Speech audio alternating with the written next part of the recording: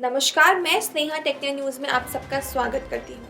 वक्त हो चला है आज की 10 बड़ी खबरों का। यूपीएससी की परीक्षाओं में दृष्टिबाधित कैंडिडेट्स के लिए स्क्रीन रीडर सॉफ्टवेयर लागू किया जाएगा।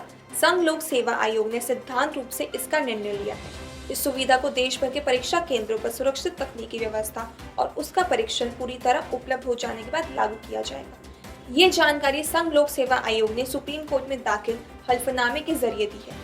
मामला मिशन एक्सेसिबिलिटी संस्था की याचिका से जुड़ा है, जिसमें दृष्टिबाधित उम्मीदवारों को समान अवसर देने की मांग की गई थी।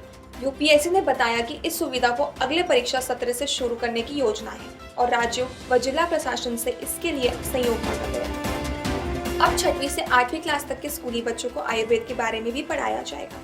एनसीईआरटी ने 6वीं और 8वीं के विज्ञान पाठ्यक्रम में आयुर्वेद के अध्यायों को शामिल किया है। कक्षा 6 की नई विज्ञान की किताबों में छात्रों को आयुर्वेद के बुनियादी सिद्धांतों से अवगत कराया जाएगा, जबकि 8वीं क्लास के पाठ्यक्रम में दैनिक दिनचर्या और मौसम के अनुसार जीवन शैली जैसे विषय जोड़े जाएंगे। एनसीईआरटी के निदेशक दिनेश प्रसाद सकलानी ने इसकी पुष्टि कर दी है। उन्होंने बताया कि स्कूली शिक्षा में आयुर्वेद विषयों को जोड़ने का उद्देश्य छात्रों को वैज्ञानिकता के साथ साथ शारीरिक और मानसिक स्वास्थ्य के सिद्धांतों से भी परिचित कराना है। आईआईटी कानपुर और साथी ने मिलकर free JEE main crash course launch किया है। ये कोर्स 1 नवंबर 2025 से शुरू हो चुका है। इस कोर्स की अवधि 40 दिन होगी। इस कोर्स का उद्देश्य छात्रों को परीक्षा की बेहतर तैयारी में मदद कराना है। इसमें रोजाना फिजिक्स, केमिस्ट्री और मैथ्स की लाइव क्लास कराई जाएगी। लेक्चर्स और नोट्स एनसीईआरटी के आधार पर तैयार किए गए हैं। इस क्रैश कोर्स के जरिए छात्रों को मॉक टेस्ट और विषयवार टेस्ट की तैयारी के साथ साथ टीचर्स का विशेष मार्गदर्शन भी दिया जाएगा। इच्छुक उम्मीदवार साथी की आधिकारिक वेबसाइट पर जाकर फ्री रजिस्ट्रेशन कर सकते हैं। नेशनल टेस्टिंग एजेंसी ने शुक्रवार से जेईई मेन 2026 सेशन 1 के लिए ऑनलाइन रजिस्ट्रेशन प्रक्रिया शुरू कर दी है। उम्मीदवार 27 नवंबर 2025 तक आवेदन कर सकते हैं। साथ ही आवेदन शुल्क का भुगतान करने के लिए लास्ट डेट भी 27 नवंबर ही तय की गई है। वहीं जेईई मेन 2026 सेशन 1 की परीक्षा का आयोजन 21 से 30 जनवरी 2026 के बीच होगा। एग्जाम की स्लिप जनवरी के पहले सप्ताह में जारी होगी। परीक्षा का रिजल्ट 12 फरवरी 2026 को एनटीए की आधिकारिक वेबसाइट पर जारी किया। राजस्थान लोकसभा आयोग ने सेकेंड ग्रेड परीक्षा का स्कोर कार्ड जारी कर दिया है। परीक्षा में शामिल हुए अभ्यर्थी आरपीएससी की आधिकारिक वेबसाइट से अपना स्कोर कार्ड देख और डाउनलोड कर सकते हैं। आयोग ने अंग्रेजी, हिंदी, गणित, संस्कृत, विज्ञान और सामाजिक विज्ञान समेत सभी विषयों के अंक सब्जेक्ट वाइज जारी किए हैं।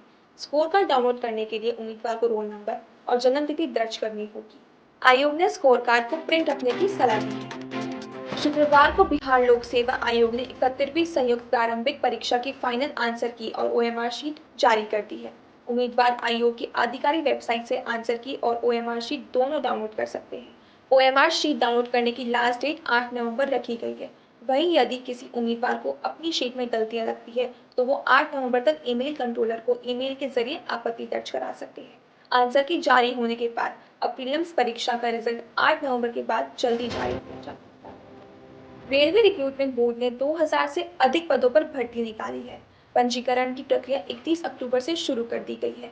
ऑनलाइन आवेदन 30 नवंबर 2025 तक जारी रहेंगे। इस भर्ती अभियान के जरिए रेलवे के 2569 रिक्त पदों को भरा जाएगा। इसके तहत junior engineer, depot material superintendent और केमिकल एंड मेट्रोलॉजिकल असिस्टेंट के पदों पर भर्ती की जाएगी। परीक्षा में शामिल होने के लिए उम्मीदवारों की न्यूनतम आयु 18 से 36 वर्ष तय की गई। इंटेलिजेंस ब्यूरो ने सिक्योरिटी असिस्टेंट मोटर ट्रांसपोर्ट भर्ती परीक्षा की प्रोविजनल आंसर की जारी कर दी है। परीक्षा में शामिल उम्मीदवार गृह मंत्रालय की आधिकारिक वेबसाइट से आंसर की डाउनलोड कर सकते हैं। साथ ही उम्मीदवार अपने उत्तरों का मिलान कर सकते हैं और असहमति होने पर आपत्ति दर्ज कर सकते हैं। परीक्षा 30 अक्टूबर 2025 को आयोजित की गई थी। इस भर्ती के माध्यम से 455 पदों पर नियुक्ति की जाए। Madhya Pradesh power generating company limited ने अप्रेंटिसशिप की भर्ती के लिए आवेदन आमंत्रित किए हैं। इच्छुक उम्मीदवार 10 नवंबर 2025 तक ऑफलाइन माध्यम से आवेदन कर सकते हैं। भर्ती अभियान के जरिए अप्रेंटिसशिप के लिए अलग अलग विभागों में कुल 27 पदों पर भर्ती की जाएगी।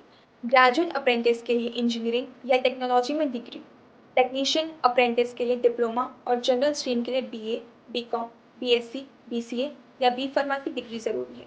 उम्मीदवारों का चयन उनके एकेडमिक अंकों के आधार पर होगा। चयनित उम्मीदवारों को अप्रेंटिसशिप के लिए स्टाइपेंड और सर्टिफिकेट भी प्रदान किया जाएगा। लाइफ इंश्योरेंस कॉर्पोरेशन ने असिस्टेंट एडमिनिस्ट्रेटिव ऑफिसर और असिस्टेंट इंजीनियर भर्ती मुख्य परीक्षा का एडमिट कार्ड जारी कर दिया है। जो उम्मीदवार प्रीलिम्स परीक्षा में सफल हुए थे, वे अब एलआईसी की आधिकारिक वेबसाइट से अपना एडमिट कार्ड डाउनलोड कर सकते हैं।